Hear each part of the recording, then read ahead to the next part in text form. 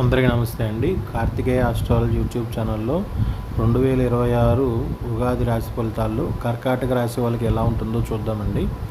ఇక్కడ ముఖ్యంగా అండి, కర్కాటక రాశి వాళ్ళు శుభమూలకంగా ఇప్పటివరకు చాలా ఖర్చులు అనుభవించి ఉంటారు, అవమానాలు ఎదురై ఉంటాయి.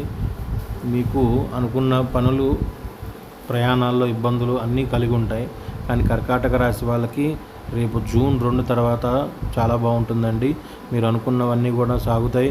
మంచి పేరు ప్రఖ్యాతులు వస్తాయి. వివాహం కాని వాళ్ళకి వివాహం అవుతుంది. చక్కగా అన్ని రకాలుగా కూడా మీకు మంచి జరుగుతుందండి.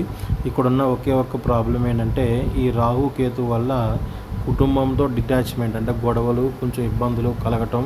నెక్స్ట్ అట్లాగే అనుకోని అత్తగారు తరపు బంధువులతో కానీ అనుకోని ప్రమాదాలు జరగటం, ఇలాంటివి మీకు తరచూ జరుగుతూ ఉంటాయి. ఇవి డిసెంబర్ 5, 2026తో మీకు తొలగిపోతుందండి. ఇబ్బంది ఏం లేదు.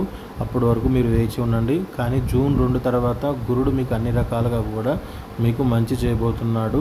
మీకు ఏవైతే కోరికలు ఉన్నాయో, తీరలేదో, దేంట్లో అయితే అవమానాలు పడ్డారో మళ్ళీ మీరు అదే ప్లేస్లో లేచి నిలబడతారండి. మీకు మంచి జరుగుతుంది. సో కర్కాటక రాశి వాళ్ళు ఎలాంటి ఇబ్బంది లేదు. కాబట్టి మీకు ఇంకా ఏదైనా పరిహారాలు రాహు కావాలనుకుంటే మీరు దుర్గాదేవికి కుంకుమార్చన కనుక చేసుకుంటే అన్ని రకాలుగా కూడా మీకు కలిసి వస్తుంది. అత్తగారి తరపు ఇబ్బందులు ఏమైనా ఉన్నా కూడా మీకు తొలగిపోతాయి.